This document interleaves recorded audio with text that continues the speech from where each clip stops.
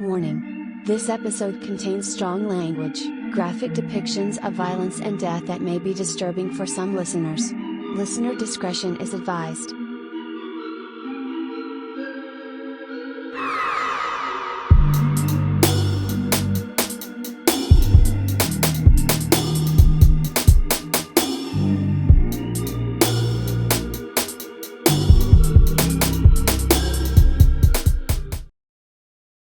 Hey, you two crime freaks and geeks. This is Shelly. My name's Brandon. And you're listening to A Beer. A crime? A Tale. Oh, that lovely sound of bottle. Of bottle, because I don't have a can. I totally dumped my bourbon all over the place. I feel like when I you had were deja white boy vu. dancing. I think I had deja vu when I did that too. Maybe I did that. You do it probably every time. Yeah, this is true. We could pretend that you don't. All right, we'll pretend that didn't happen. Oh, man. Welcome, you guys who are listening and watching at home. We appreciate you joining in to our episode, which is on all kinds of shit, I feel like. All kinds of shit. No, I meant like the episode title. Oh, I thought you meant what are we on? I was like, I don't know, iHeart. What are we on? Spotify.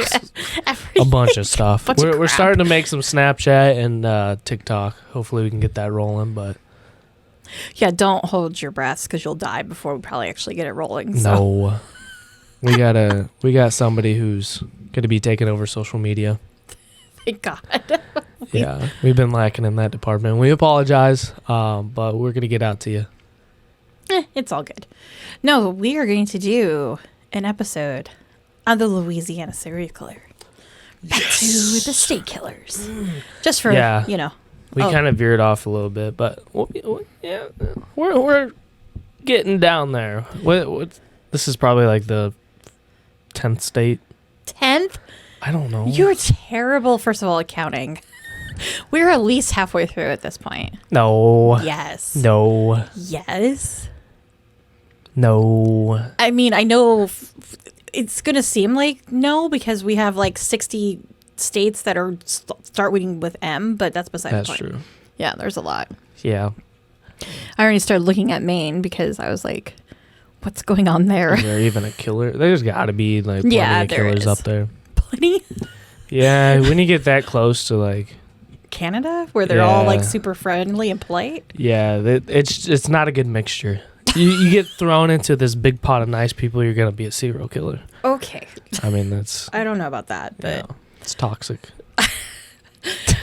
So, you probably have heard of this serial killer. If you haven't, I don't know what rock you're living under, but I'm going to do an episode on the Axeman of New Orleans. The Axeman of New Orleans? The Axeman of New Orleans, yeah. No, I've never heard of this one. Are you serious? Does that surprise you, though?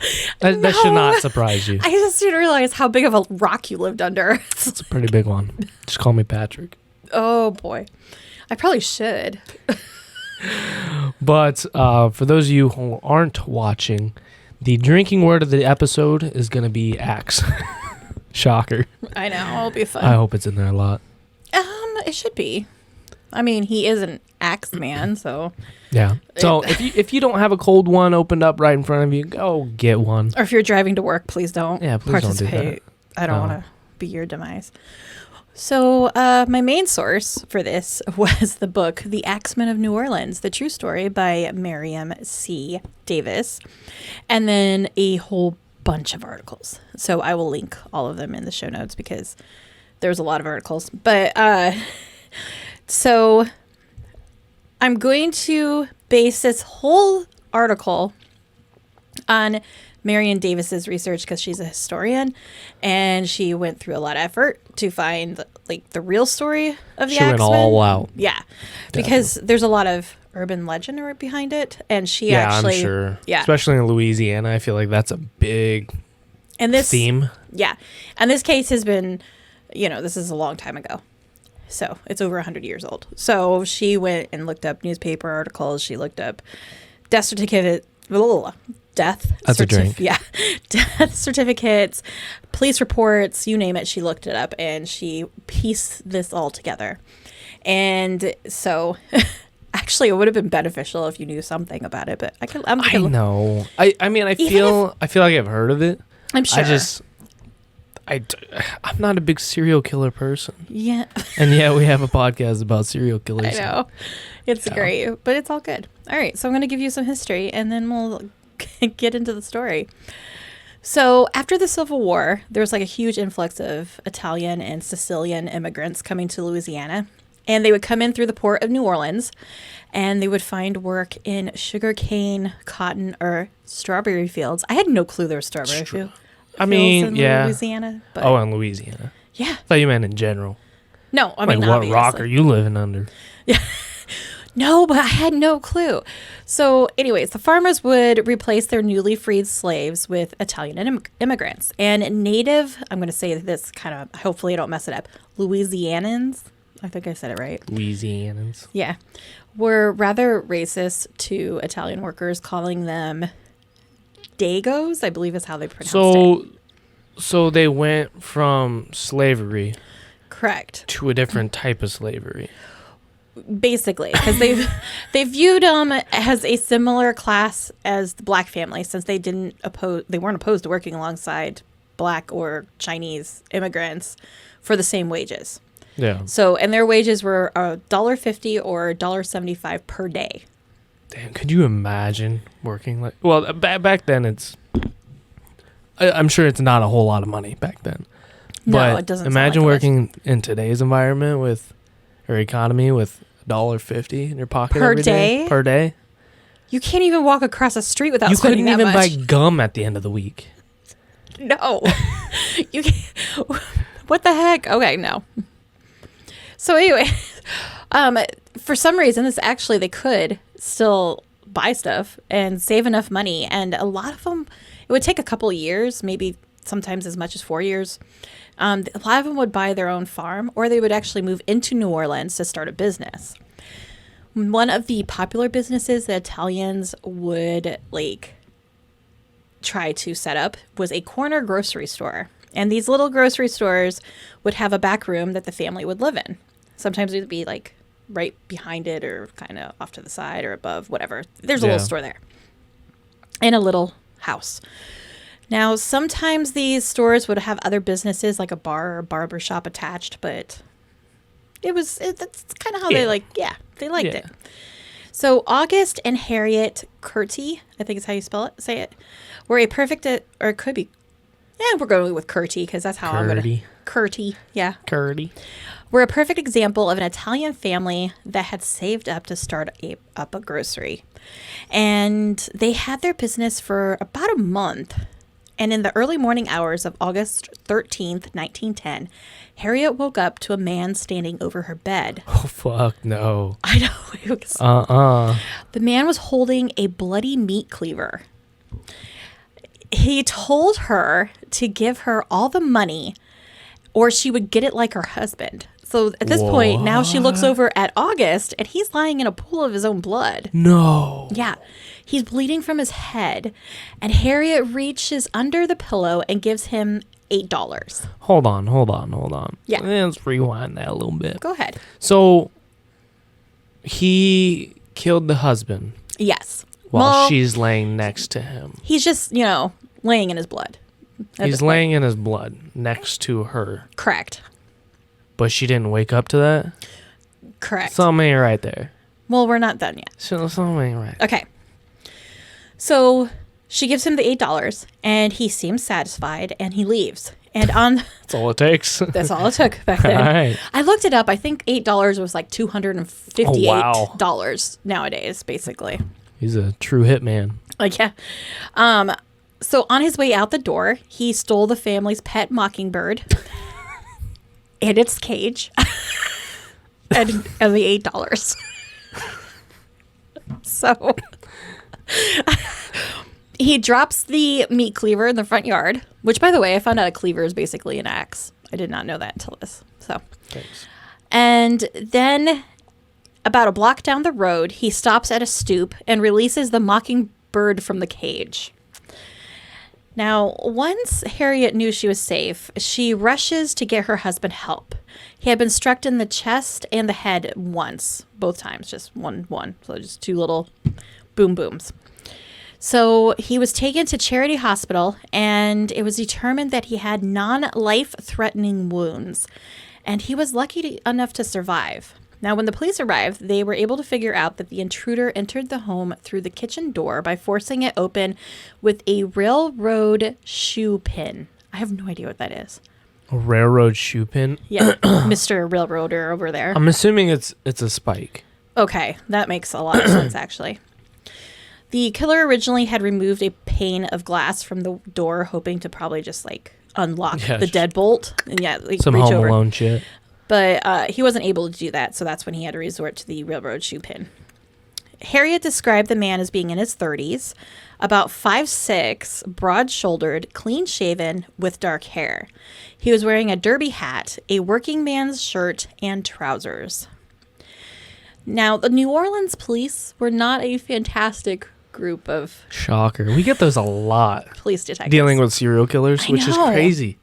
A lot of serial killers have bad cops trying to get after them. Well, these are great. So they were known to take bribes. Oh, that's good. And they were terrible shots. There was one story of an officer unloading his entire gun at a suspect who was directly in front of him, and none of the 7 bullets hit the subject. Do they not go through training? Like, do they not take them down to the swamps and try to shoot some alligators or some I shit? have no idea. Well, even it's hard to hit. Well, that's actually a good practice because you have to hit an alligator in a certain spot before they die. Wait. Because Okay. I'm telling you. Bad shot, bad training, no training. Well, whatever. Let's catch this guy. And they also tended to solve crimes based off of gut instinct only, instead of looking at the evidence. Yeah. So it's not surprising that there wasn't any arrests made in this particular case. I'm surprised because I figured they'd be like pointing fingers at everyone. I think they kind of did at first. Like they talked to all the neighbors. We don't got anything. Basically, nothing was going to stick. The good news was obviously after Augustus was taken to the hospital, he survived the attack.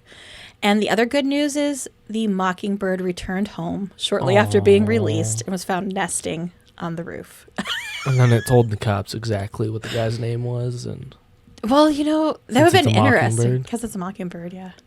I don't know if that's a thing, but mockingbirds make sounds that they hear, yeah. So they've been known to make car alarm noises and weird things like that. So I'm gonna install one in my car. Just install a mockingbird instead of the and that's not at all what a bird sounds like. Anyways. So the bad news is this wasn't going to be the only attack.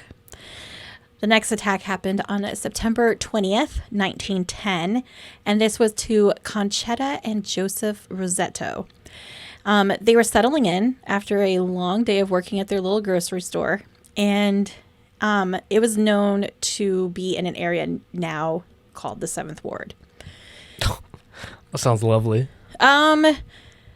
It kind of was a rougher neighborhood, if I remember right. I feel like I've heard of that. Yeah, 7th Ward was the one that was hit really hard by Katrina. I think we were actually way back in the day thinking of going to New Orleans, and then I think 7th Ward came up in our conversation.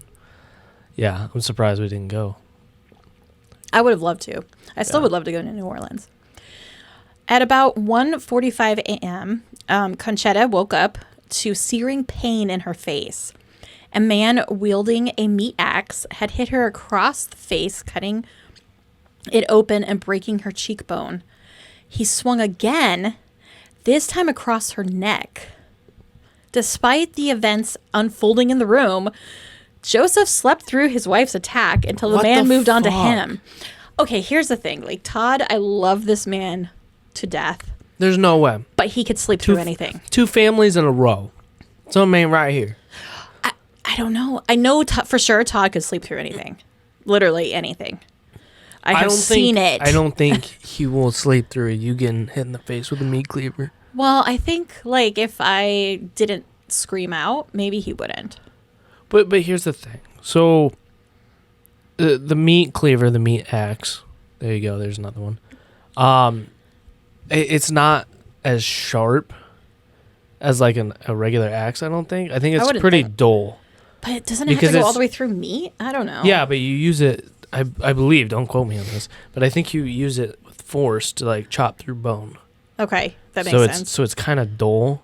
Okay, I didn't know that. I think. I don't know. I'll trust your theory. In my experience of being a butcher, which is none.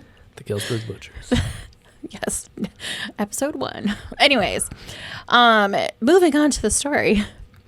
So when the cleaver man moves on to Joseph, he strikes him in the face twice. The assailant then drops the axe and left the home, taking nothing with him. Joseph managed to find his revolver and fired it into the air, hoping to alert his neighbors. And this worked. Multiple neighbors rushed into the home to help the Rosettos.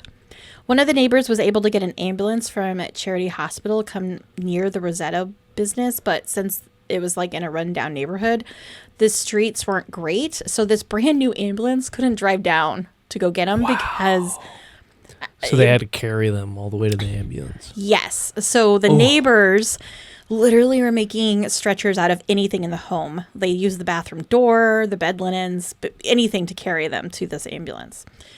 So when Conchetta and Joseph made it to the hospital, the doctors really didn't think they were going to survive. But the husband and wife would both end up defeating the odds and survive the attack. That's crazy. Yep. They would both end up disfigured and scarred, but I'm sure. Yeah, they still survived. When the police arrived at the scene, physical evidence had been destroyed by the neighbors trying to help save the Rosettos, but there was one piece of evidence that stood out and didn't fit in with the rest of the scene. There was a set of barefoot footprints outside the home that showed how the assailant ended up inside. Really? The prints led to an unlatched kitchen window, which he climbed into. Officers decided that since he was barefoot, the Rosettos didn't hear him enter the bedroom. They were also able to determine that the meat axe used in the attacks was stolen from a butcher's stall several weeks ago prior, to the attack. There wasn't much more information to go on, and the case went cold. And there were about 3 or 4 newspapers at the time, and they started calling the assailant the Cleaver. Oh. I know, isn't that like a fun kind of... It's creepy, but so, yes. I can't remember. This dude's not wearing a mask? No, not at all. I don't know why I'm picturing him like barefoot with a like ski mask on. I don't think they had ski masks in 1910. Oh, okay, sorry. I guess rice bag. A sack of potatoes. A sack of potatoes on his head. No sack of potatoes. He's wearing a derby hat. So. A derby hat. Yeah, like the little round hats with the brim all the way around. You have no idea what a derby hat is, do you? Yeah, I love them. I have about 5. You probably need one. I'm just saying. I think you'd be great with a derby hat. You trying to say I'm bald? Not yet. Balding? We won't go there. Whatever. So despite media coverage, the attacks stopped. I'm surprised that they stopped. Hang on. Yeah. That's... Oh, yeah, they did. Okay. Hang on. Sorry, everybody. I kind of thought I skipped something, but I didn't. We all do it. Okay. Despite media coverage, the attack stopped and everyone started relaxing, probably thinking that, he ran away to a different town. Well, I think they were thinking that they weren't random crimes, that those families had been singled out. You know what I mean? Gotcha. So about a mile from the Rosetto's store was the grocery and residence of Joseph Davy. Davy was newly wedded to his 16-year-old wife, Mary. And he was 26, by the way. What? As soon as you said 16, I'm like calculating in my head. I'm like, Back then, I'm sure it wasn't weird. I mean, I'm sure it wasn't. Normal? I know, I know Todd's grandparents, they met when she was 13 and he was 18, and they got married when she was 16. So I guess it's not terribly unusual, but... That's crazy to think that a 13-year-old in 3 years would be married. It does, yeah. That blows my mind. That shouldn't be a thing. I mean, I'm sure I'm sure it is. They're happy, but like... Oh, yeah, they live like a super happy life together. Yeah. I forgot how long they were married. I want to say 50-some years, but... Yeah, they had a while. Yeah. I can't remember exactly how long, but yeah, they were pretty happy, so... But I'm going to tell you right now, I would never, ever picture being like, be like, hey, I'm 13 and in 3 years I'm going to be married and I know exactly who my husband is. Yeah, that's insane. Talk about high school sweethearts. Yeah. Okay, well, that's crazy. I would kill my daughter. I wouldn't kill my daughter. I would. You'd kill the boyfriend. Yeah. Guy thing. Husband. Future husband. Future husband. Yeah. Okay, so they're newly wedded. She's 16, and by the beginning of the summer of 1911, Mary was very pregnant with their very first child. The Davies grocery store was on the outskirts of New Orleans, but Joseph was still very cautious of intruders. In the evening of June 27th, Joseph had created a makeshift alarm out of water bottles by the door and then went to bed. So basically how I pictured it. So it's going to wake him up by going slush, slush? Well, no, I'm thinking these are probably more like the either like glass or metal Oh. bottles that, you know, if you open the door, they would all fall down and make a whole bunch of noise. I'm thinking that's because I That's don't. smart. Yeah. Yeah. I don't think they put water in plastic until a lot later. Yeah. Not in 1911. Yeah, no. Good try, though. Otherwise, it would be a very terrible alarm. In the early morning hours, Mary awoke to the sounds of a man ransacking their wardrobe. She asked Joe what he was doing, only to hear him groaning next to her. What the fuck? Yeah. Oh. She looked over and found his face smashed. Why is it... What? I don't get it. I don't either, because I don't... I wake up at everything, so I don't know how everyone... I don't get it. Yeah. How 3 separate families do the same exact thing. How do you not wake up? I don't know. There's got to be a noise from fucking metal hitting bone. That's got to be loud. I would think so, too. I'm glad I've never heard it and don't ever want to hear that noise, but I'm pretty sure I would wake up pretty quickly. Yeah. I wake up if I hear a sneeze, so like imagine like... Yeah. So Mary looks over, sees her husband's face is smashed, and she freezes in terror. The intruder somehow hears her, probably when she was like, hey, what's going on? And demands money.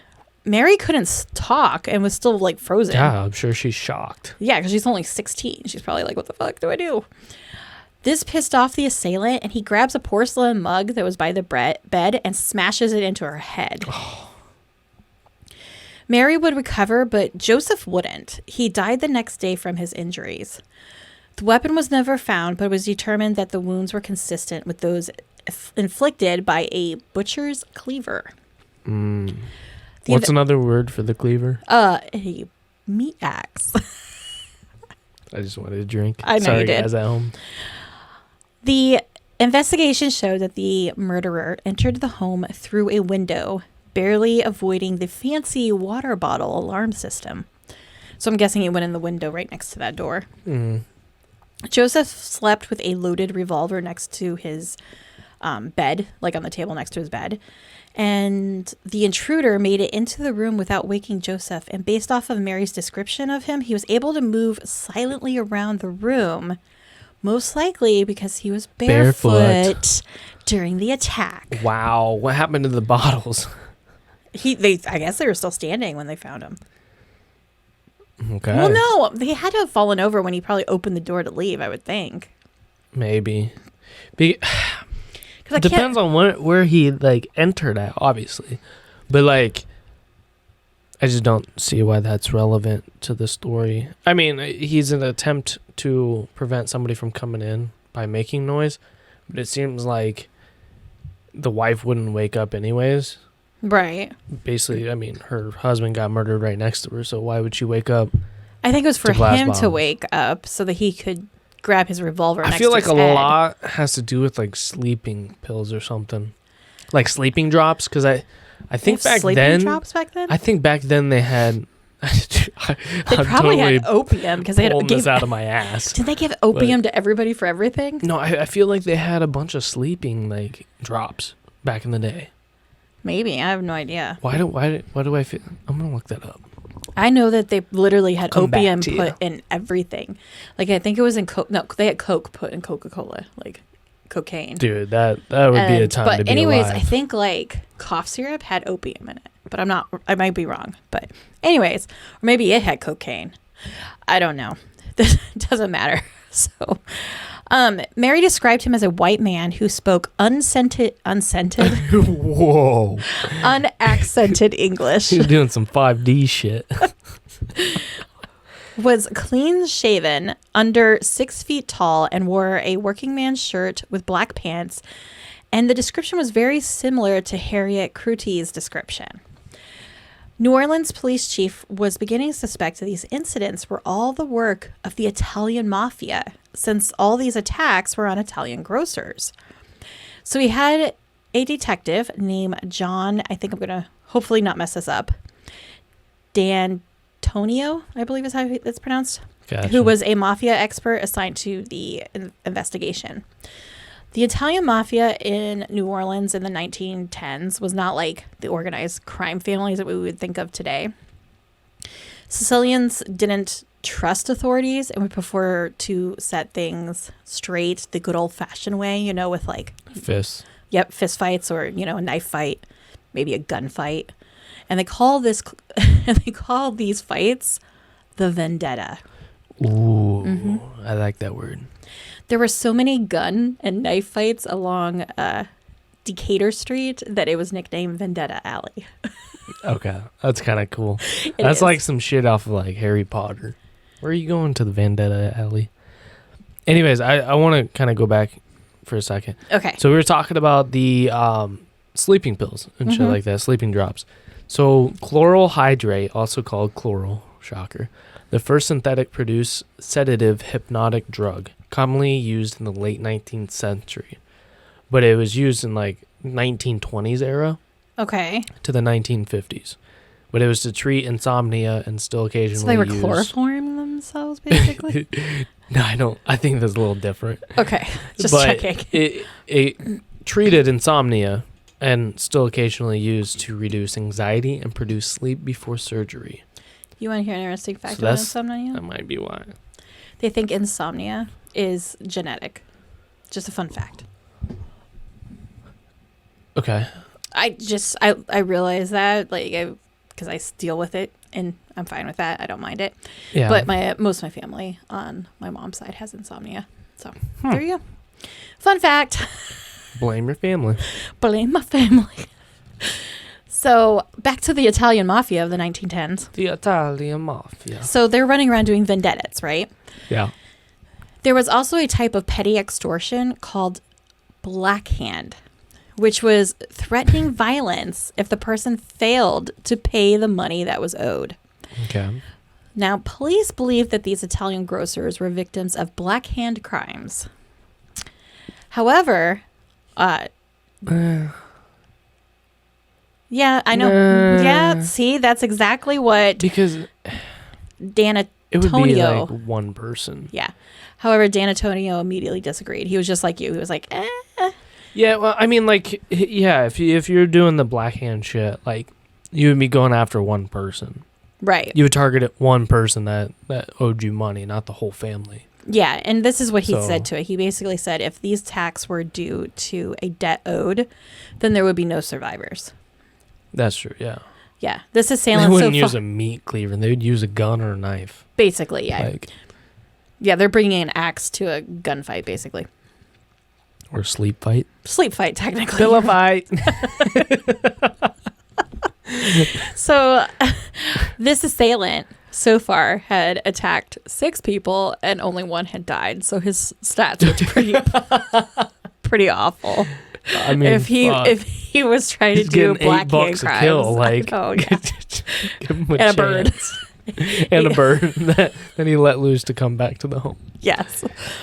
So D'Antonio had described that this killer basically as the Jack the Ripper type, And suddenly the impulse to kill comes upon him and he must obey it.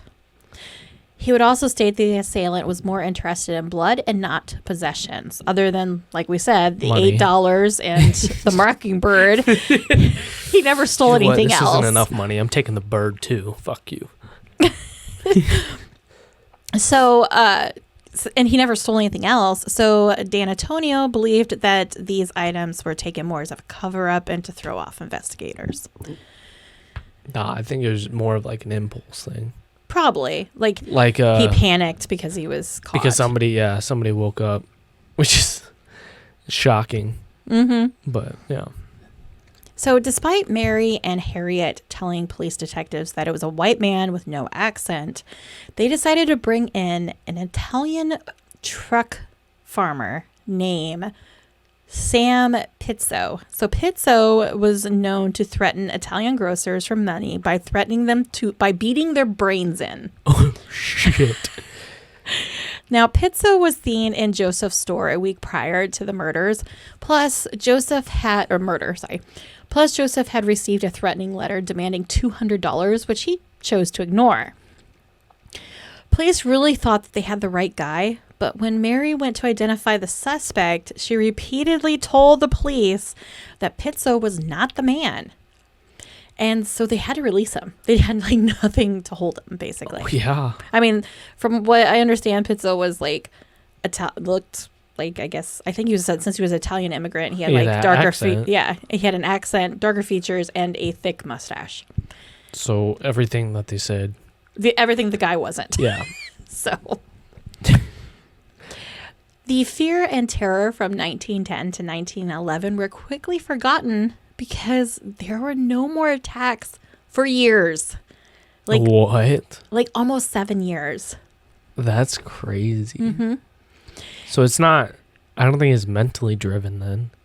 It's got to be some, it might be possessional. These people might be into some shit. I don't know.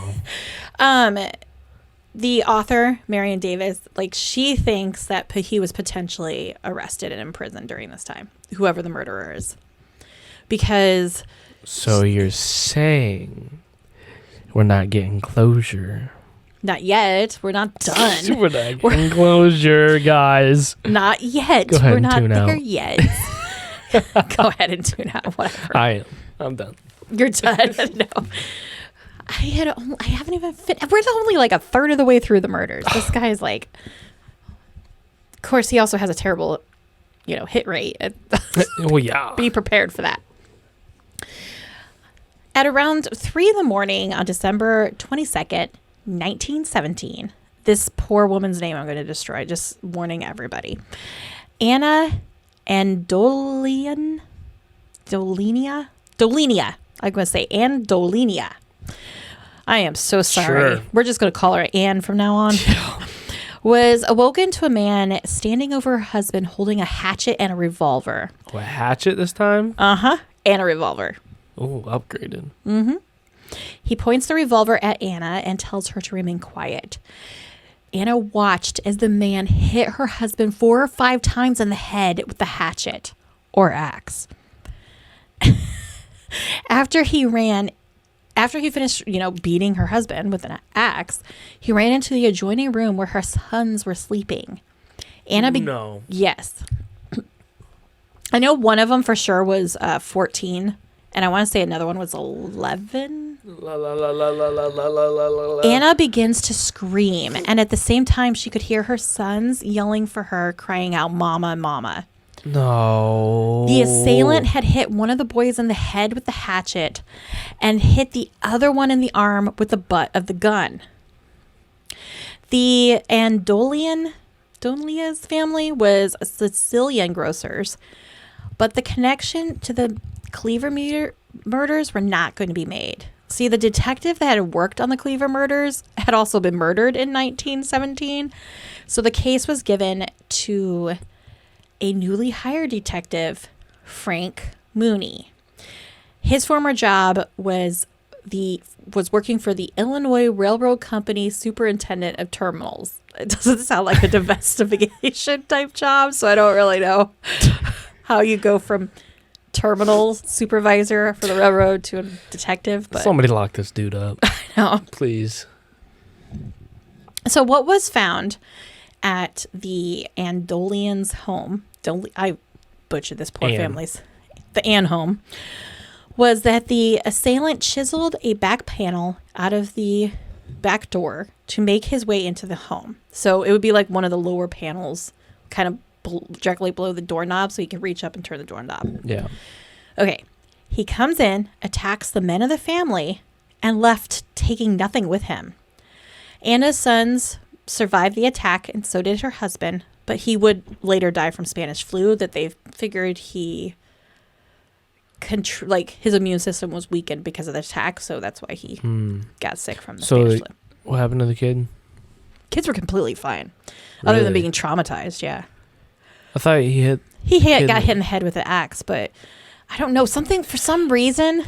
Shit pisses me off. So like, obviously it pisses me off. If it didn't, then that'd be weird. It'd be weird. But like, now having a kid, it makes it 10 times worse hearing these stories. It really does. And it's like, it's horrible because she was like, basically she probably felt useless and that she couldn't save her family. But in the end, her family lived, which is surprising. Right.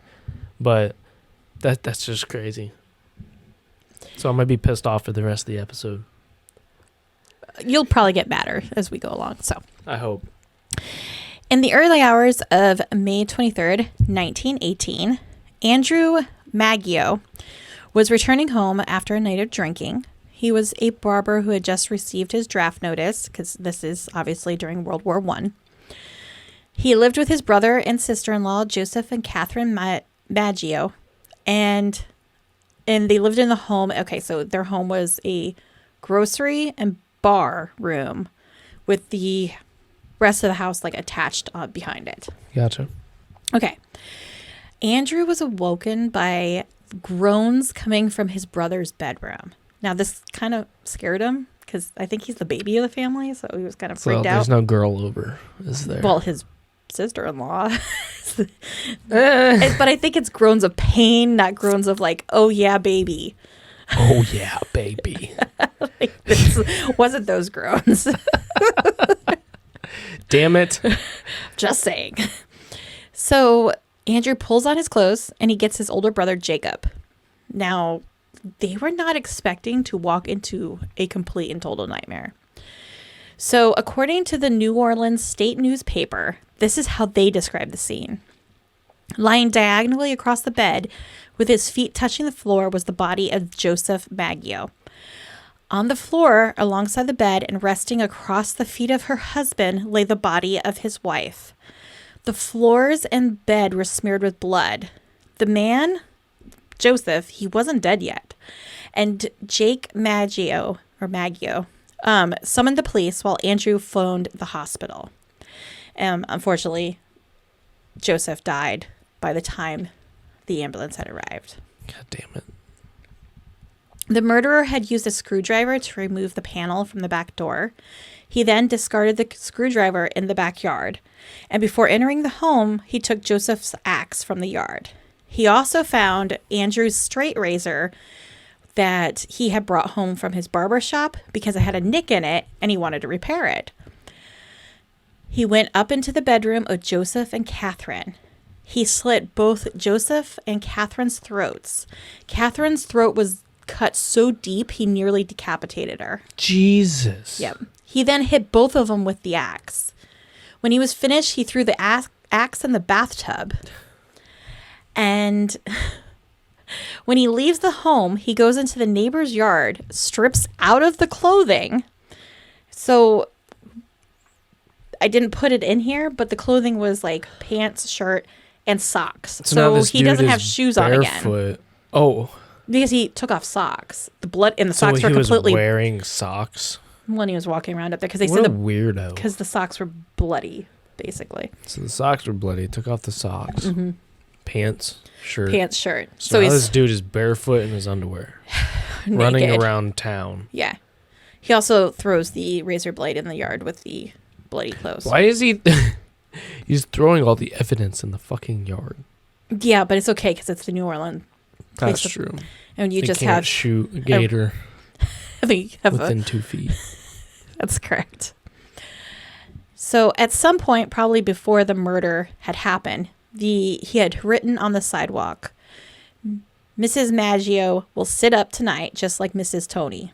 Now, police at first didn't have any idea what this meant, but the newspaper reporters did. In May of 1912, Antonio Scambra was killed with several bullets while he slept next to his wife, Joanna, and she was known by customers as Miss Tony. When he was shot, 2 of the bullets that had struck Antonio passed through his body and struck Joanna, and it hit her in the hip area.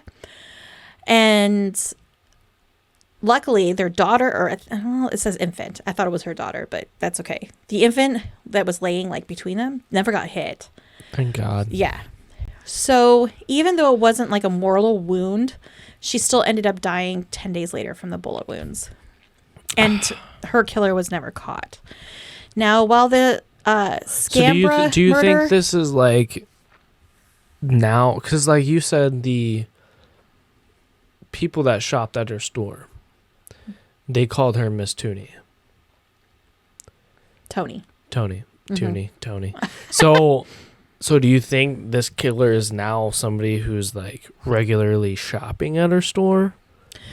I don't know. I think with connections like that, because so from what I could gather from the book, more than likely this particular case was an example of those Black Hand crimes. So more than likely he was a vendetta killing. Okay. I believe the cleaver or axe man, since that's what he's technically called, he probably got joy or admired this murderer because he killed an Italian grocer. Because he's just, basically a racist asshole, if you want to be technical. Yeah. And I think it's called what? Xenophobia, when you're have some kind of fear of immigrants or something like that. So I think he's just that type of person. So he admired this murder. And I don't think he's claiming it at all. He's just saying hey, she died, so this person's gonna go just like she did. So stupid. Pretty much, yeah. The only suspect the police really go after is Andrew, since it was his razor blade that was used in the murder. Andrew was interrogated, probably with lots of severe beatings and all kinds of crazy shit, because it's 1912. Well, it's 1918 at this point, but that's how they did it. Bad cop, good cop. Right. Good cop, bad cop. But he never changes his statements, and he even tries to give them clues, stating that he had seen a strange man lurking near their home that evening. And they didn't have anything else to hold him with, so he was released. And no one was arrested for the murders of the Maggios. That's a very, very violent crime for him to be.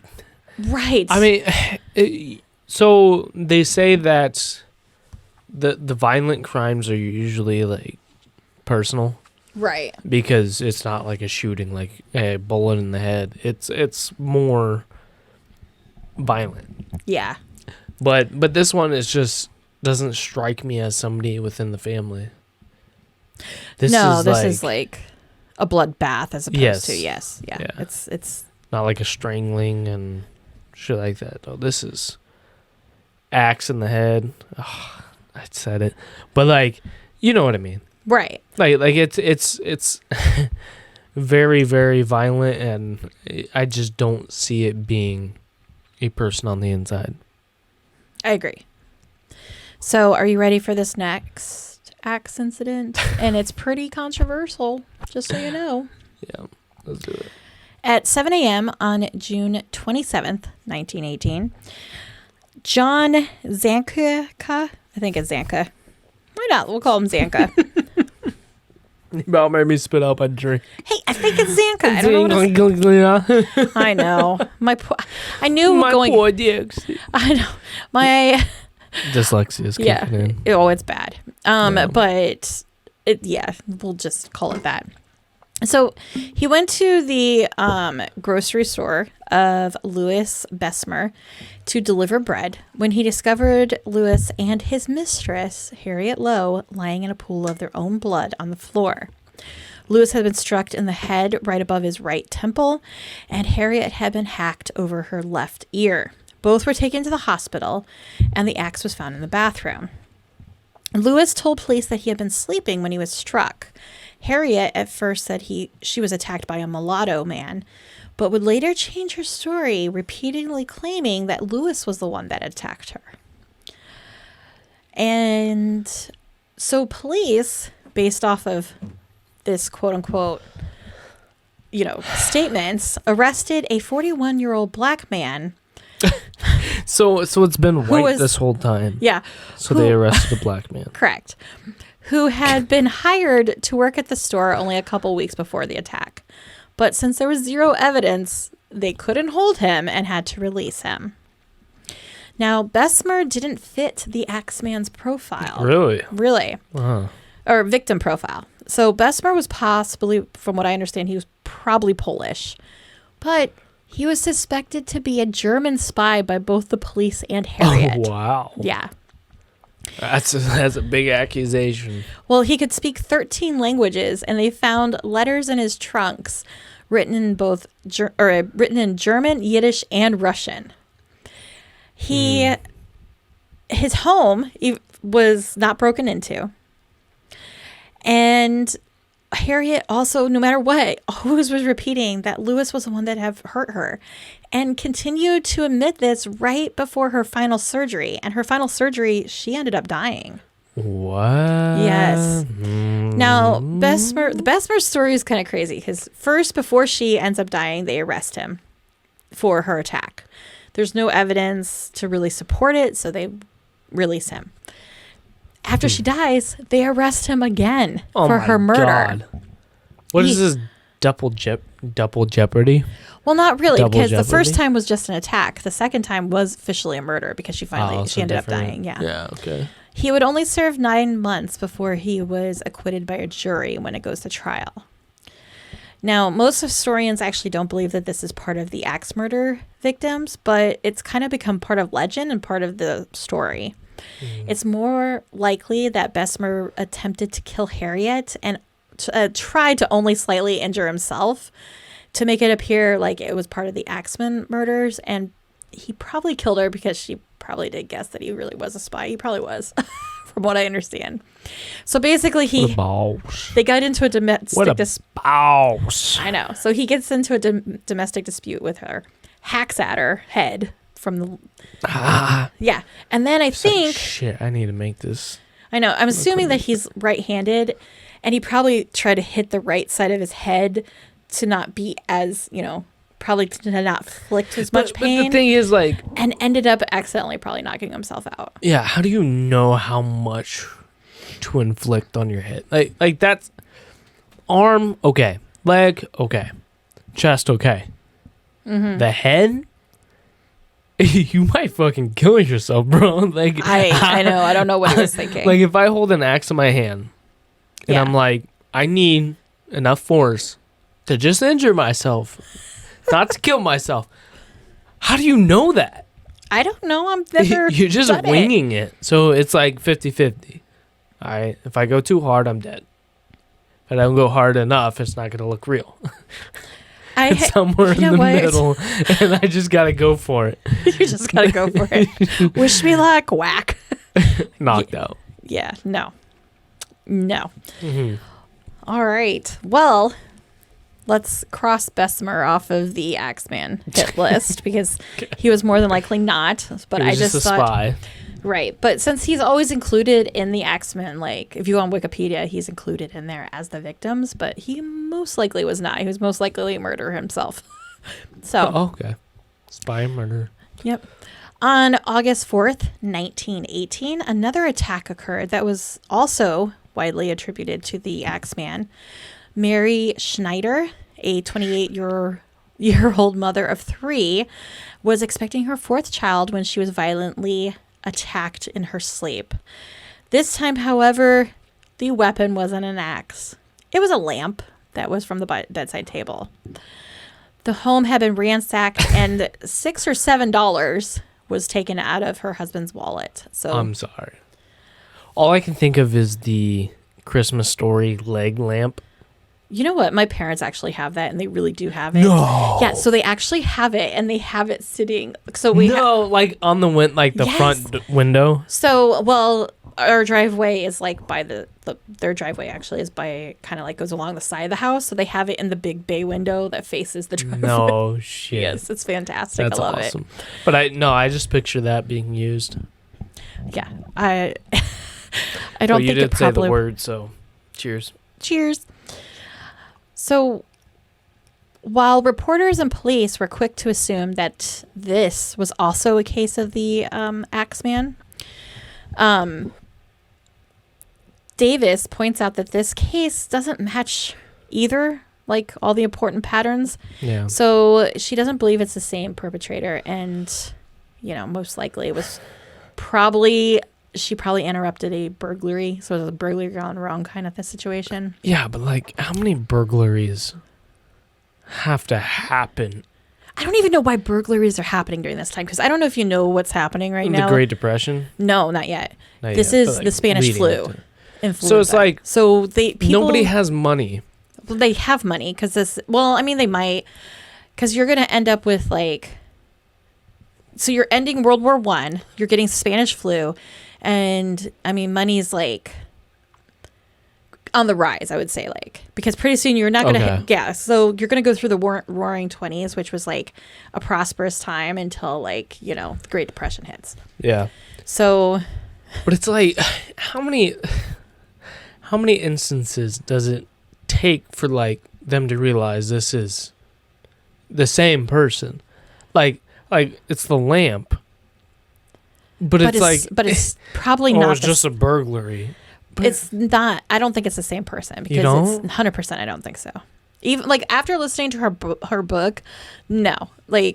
He didn't pick out. He always comes in there with an axe, whether he uses their axe or steals it from another property.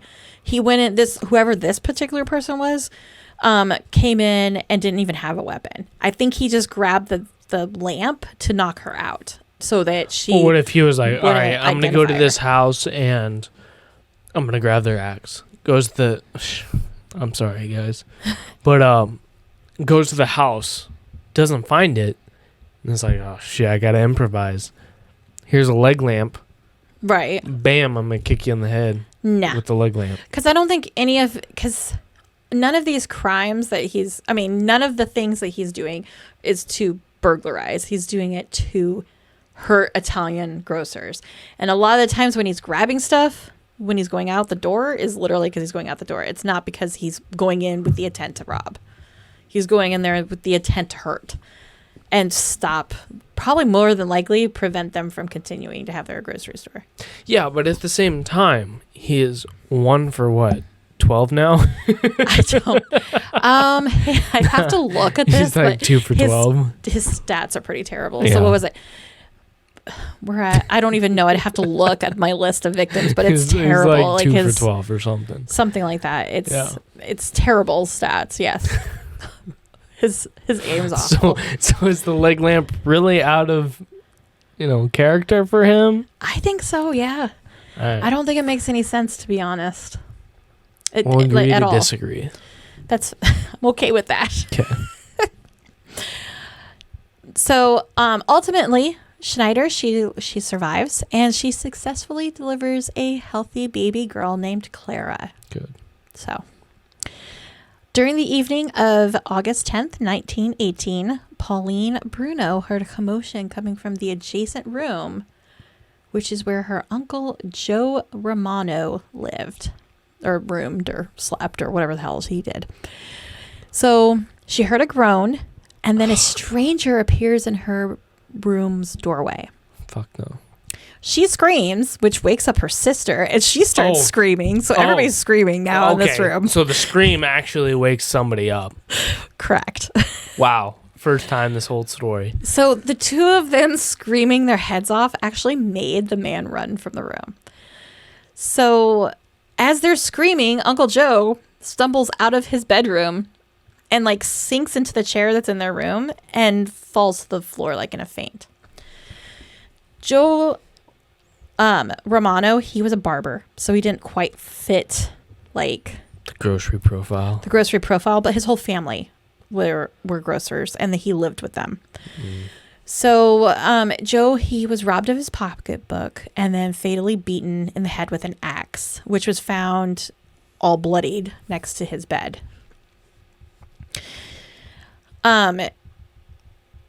So what Davis believes, and I actually agree with her on this, the Axeman probably just assumed that he was the grocery, like the Italian grocer, not a barber, and more than likely thought he was killing the grocer and not.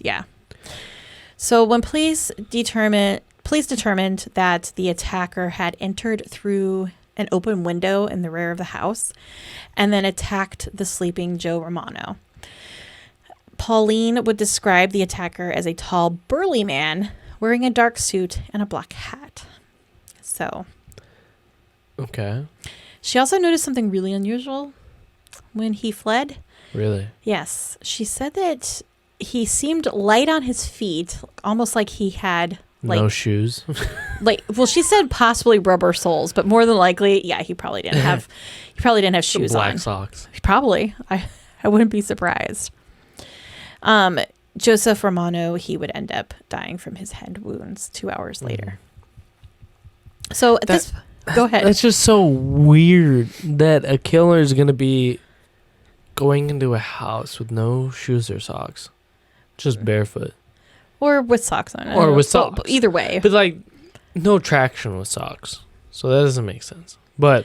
Well, I mean, maybe their floors are not polished. But I kind of get it because, back then they did probably a lot of like prints, molds and shit. No. Once again, let me explain the New Orleans Police Department. I mean, that's what they should have been doing because I think that's one of the first evidence, like tire marks, and footprints and shit like that. So that they did molds. I think that was like the first physical evidence. Yeah, and besides like obviously the knife and shit, like the murder weapon. I think at this point, even though fingerprinting was relatively new, they still had been practicing it for, probably a couple of decades. But you would think that the footprint would come before the fingerprints, because it's made outside in the mud, dirt, whatever. But their gut didn't tell them to take a mold or a fingerprint. Of course. I mean, of course. Just saying. You can't win. No. You can't win. So, as you can imagine, New Orleans is in a complete frenzy at this point. Stores were selling out of guns. People were standing guard of their homes and businesses. And the day after Romano's murder, a saloon owner... Cilantro. I hate cilantro. I'm one of those people that does not like the taste of it. So. I love it. Oh, no. A saloon owner, Al Durand, had found a collection of objects sitting on his front door area or back door area. It was a screwdriver, an axe covered in grease, and a .38 caliber cartridge. Also on the outside of his door, it bore fresh scratches. So one of his neighbors had informed him that sometime during the night they had opened their windows when they had heard noises, and probably to peek out, make sure everything was okay, and they saw someone fleeing the scene. So why would he leave the weapons and shit? I think it was because the neighbor literally interrupted them. So but I would take everything and run. Well, maybe, why would you leave it on the doorstep? That makes no fucking sense. I don't know. I don't have an answer. That don't make sense. So a week later, a man was seen creeping around Al Duran's backyard. And when he was confronted, he leaps over a fence and starts fleeing, right? So Duran sets off an alarm, and 40 police officers and 3,000 vigilantes start scouring the entire town for the next 2 hours. Yeah. That's a lot of people. I know. And is this dead of night? Yes. They're doing, oh my God. I want to live in this neighborhood. I know. After some time, a woman saw like the suspect crawl under some cars in the backyard, and but by the time the search party came over, it was too late. He was gone, and they described him as wearing white linen pants, which is bizarre to me. What a bitch. I don't know. I'm just picturing he's jumping all over the place and getting grass stains all over him, so you know that sucks. Yeah, that's gonna take a lot of laundry. Yeah, blood, forget about it. But grass stains, no. So I imagine this more than likely that now that New Orleans isn't a complete like hunting zone for this guy. Yeah. It's not surprising what happens next. So across the Mississippi River from New Orleans is a small town called Gretna. And it was here the Cortamagalia, I probably said that wrong. Yeah, you probably did. Okay. Family had set up their new grocery store, and it was across the street from Orlando Giordano's grocery. Now, the Giordanos were friends of the family until they had set up their new shop. And Giordano had actually taken him to court over this because they had broken a business agreement between the families, blah, blah, blah. And he ultimately lost. But it didn't really, like, separate the family. The two families, they still remained friends even though all this happened. So on the night of March 10th, 1919, screams were heard coming from the Cortamagalia residence. So the grocer, Orlando Giordano, he rushes across the street to investigate. And once he gets there, he notices that Charles, his wife Rosie, and their daughter had all been attacked by an unknown intruder.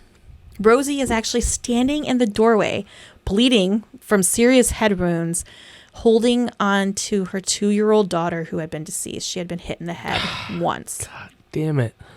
Charles lay on the floor, bleeding profusely. The couple was rushed to Charity Hospital, where they had both suffered skull fractures. Nothing was stolen from the house, but the back panel of the door had been chiseled away. Weird. And a bloody axe was found on the back porch of the home. Charles was released 2 days later while his wife remained in the care of doctors. Now, at first, Rosie denied having seen her attacker at all.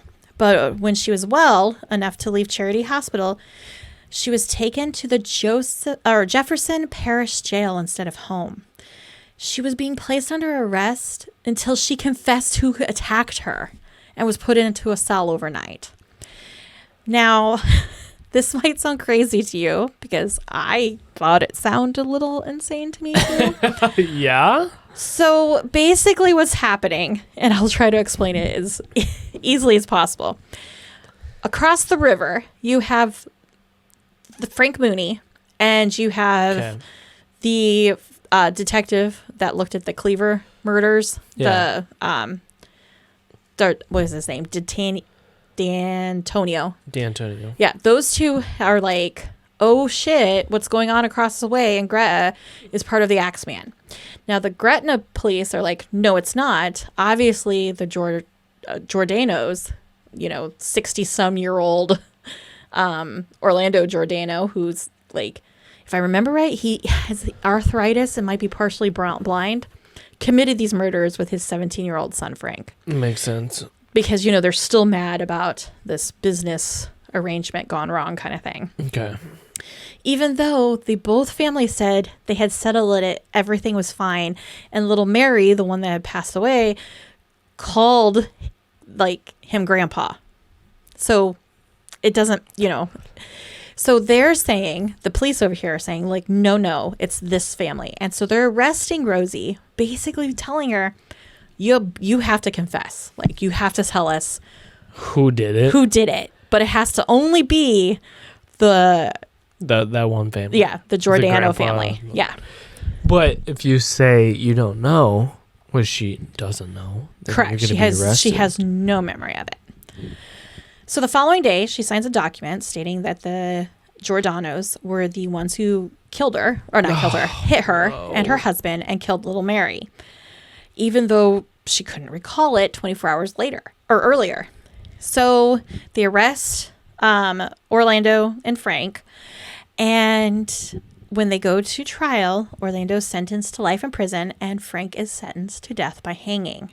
What? Yes. This actually caused a massive rift between Charlie and Rosie. Charlie flat out was like, no, they did not do this. And he was so mad at Rosie, he ends up divorcing her over this whole thing. Yeah? Yeah. So she, so they are incarcerated for over a year when in February of 1920, Rosie walks into the Times. I don't know how to say this, but basically one of the newspapers in New Orleans. Okay. I'm not going to try to say it because I'm going to mess it up. But yeah, you are. And she confesses that she wrongfully accused the men.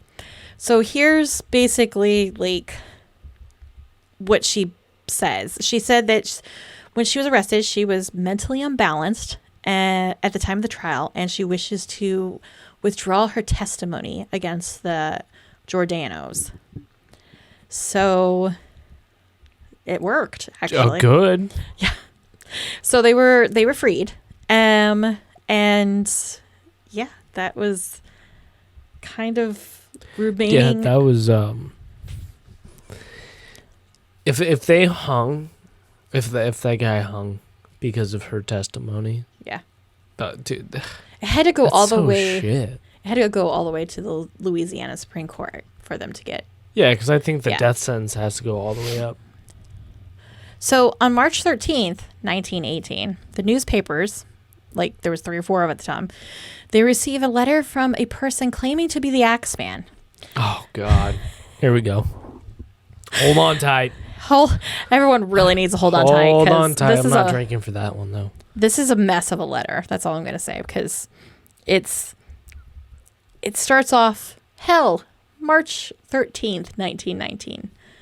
Esteemed Myrtle. Esteemed Myrtle. Mortal. Mortal. They have never caught me, and they never will. Oh. They have never seen me, for I am invisible. Oh, John Cena. I know. For I am invisible, even as the ether that surrounds your earth. I am not a human being, but a spirit and a demon from the hottest hell. Ooh. Ooh. I am not what you New Orleans and your foolish police call the Axeman. So. Dun, dun, dun. When I see fit, I shall come and claim other victims. I alone know whom they shall be. I shall leave no clue except my bloody axe, smeared with blood and brains of the bee whom I have sent below to keep me company. If you wish, you may tell the police to be careful not to rile me. Of course, I am a reasonable spirit. I take no offense at the way you have conducted their investigations in the past.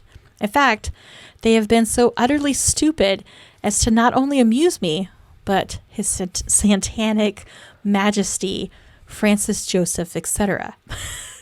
But tell them to beware. I didn't know this. That part always confused me when I read this, because I was like, does that mean Satan's name is Francis Joseph? I didn't understand that one. Francis Joseph. Yeah. Santana. Well, whatever. Na, na, na, na. Na, na, na. Let them try not to discover that I am, for it were be a but gosh. I am going to just let you know that I'm not taking a drink for that. You don't need to. Dude, I'm taking so many drinks. I know, you're going to be beyond drunk by the time. I'm trying to be coherent by the time this episode ends. Let them not try to discover what I am, for it were better that they were never born than to incur the wrath of the Axeman. I don't think that there is any need for such a warning, for I feel sure the police will always dodge me as they have in the past. They are wise and know how to keep away from all harm. So why he's does all serial killers have bad grammar? I don't know, but it doesn't do much good for me. I think we read off of BTK. had he was back then. horrible. It was so bad. He was terrible. That just reminded me of it. I don't know why. Well, obviously because of the grammar, but yeah, I could keep going on, but I'm going to stop for my own sanity. Cool. Basically, he goes on to explain that he would love to visit the city every night because, he's got a close relationship with the angel of death. But if everybody is playing jazz music when he passes over New Orleans on the next Tuesday night at 12:15, earthly time, he will, in his infinite mercy, basically be like, I'm not going to kill anyone because I'm really fond of jazz music. Oh, wow. So just play jazz music every night. Problem solved. I know. What the fuck?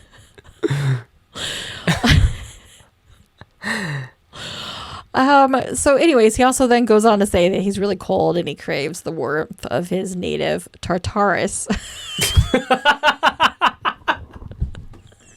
Say that again. Tartarus.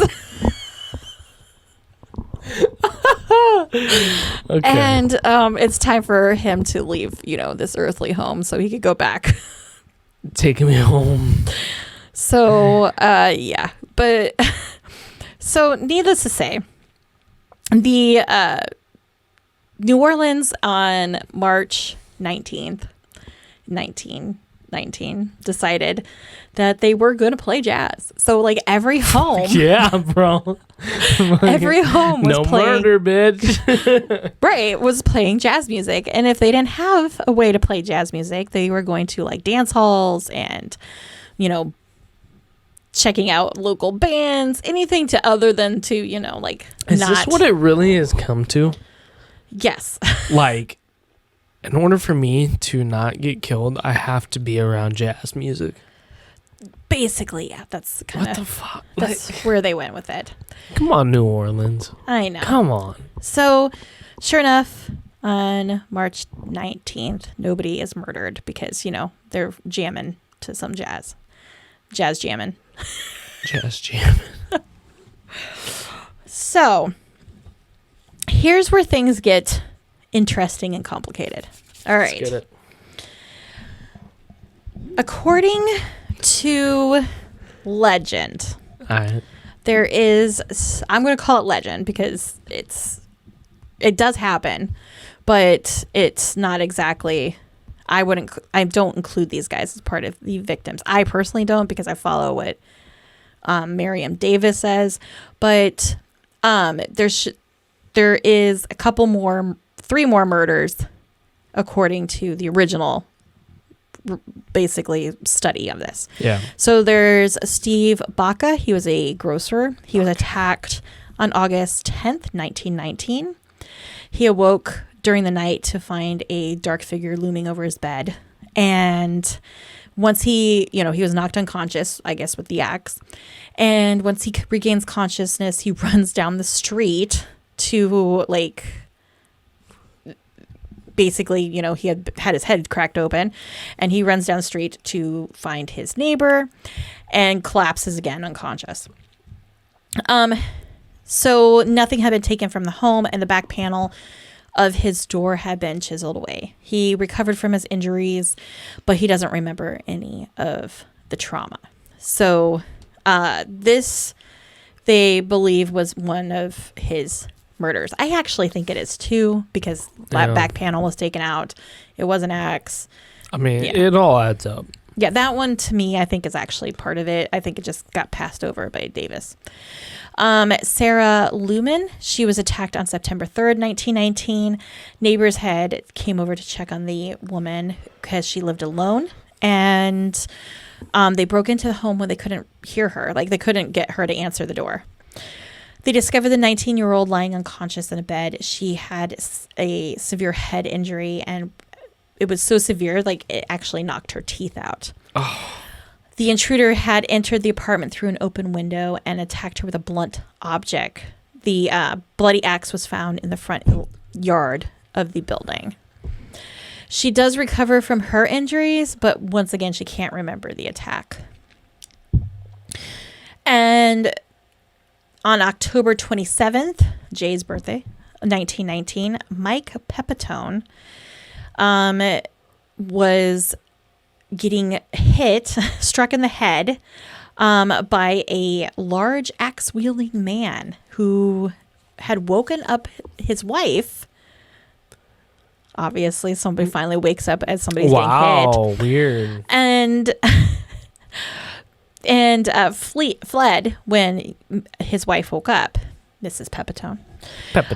And he actually, like, his was so, like, severe, like, blood splatter, like, covered the majority of the room. Oh. Yeah.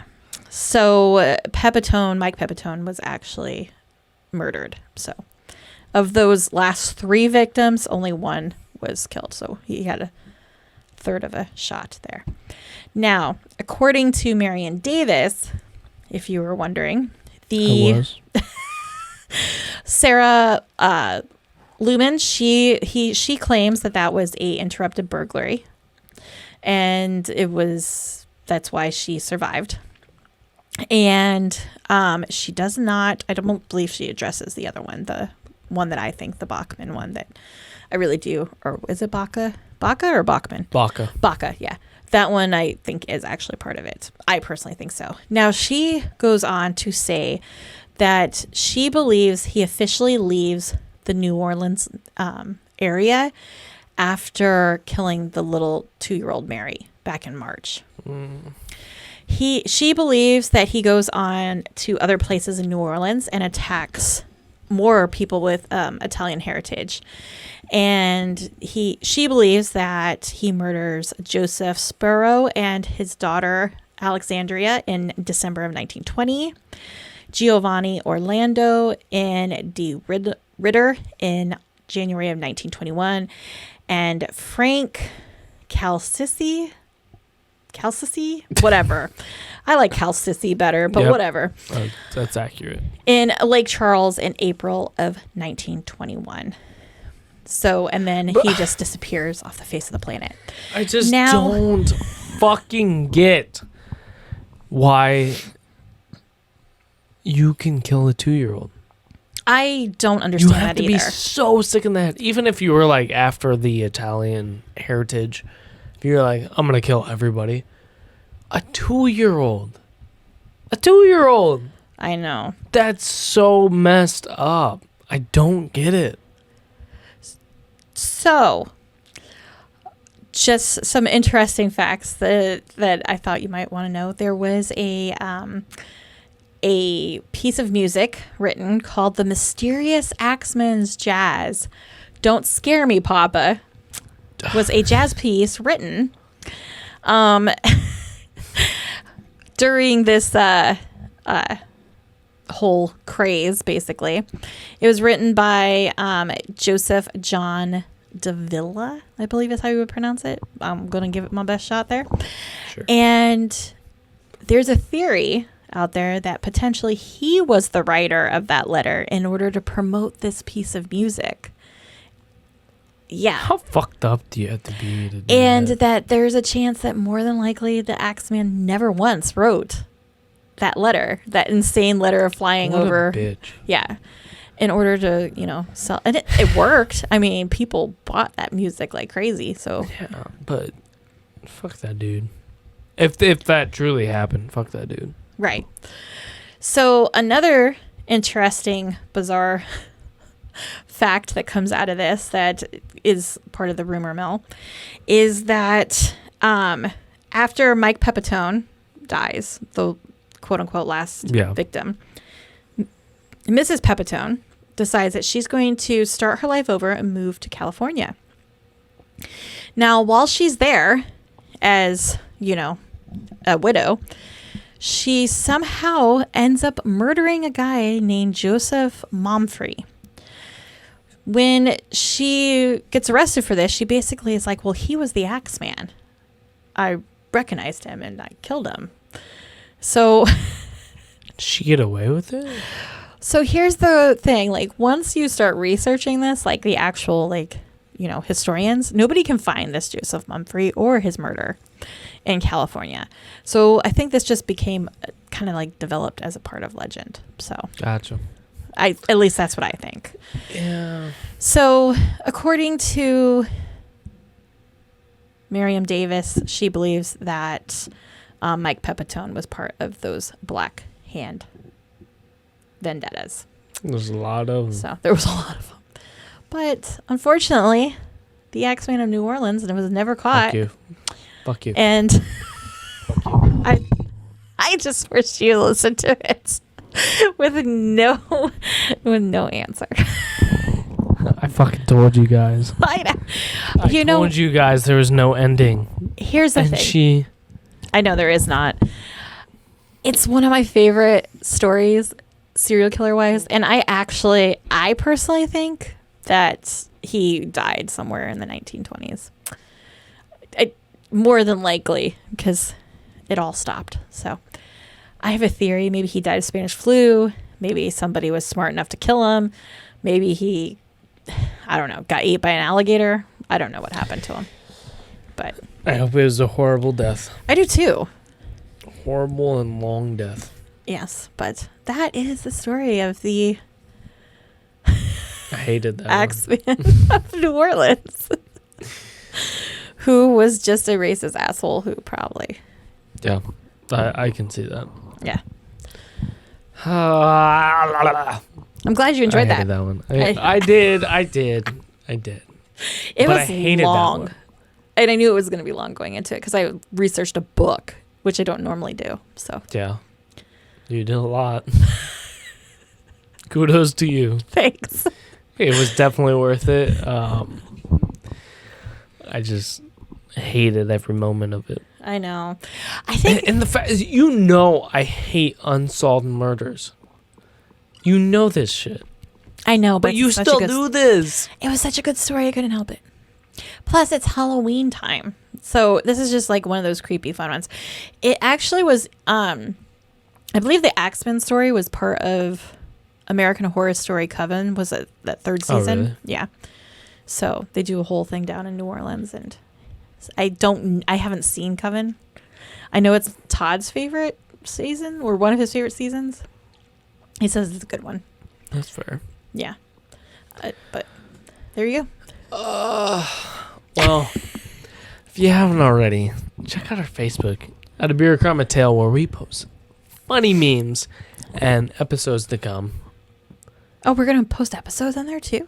We have always posted episodes. Oh, that's unlike Instagram. Instagram's connected to our Facebook, by the way, everybody. True. If you want to know, you can check out our Instagram too. And you could shoot us an email at A Beer Crime a Tale. You can do all kinds of stuff now. Go tell more. Yeah. Check out our Patreon. Yes. At BCT Podcast.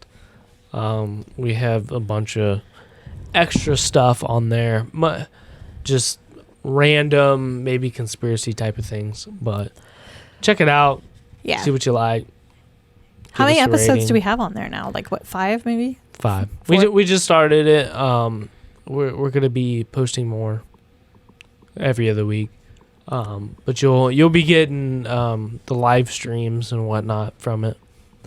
And we'll have things like drawings, and you get to help pick out episodes. And oh yeah, it's it's bonus content, and every bit that you send to us in there by supporting us will go back into the podcast, like with merch and things like that. So well, there's a bright future to the BCT podcast. I see it. I see it. I'm gonna make it. Future. I see a bright future. All right. If you enjoyed this episode, go check out our other ones. Goodbye. Thanks.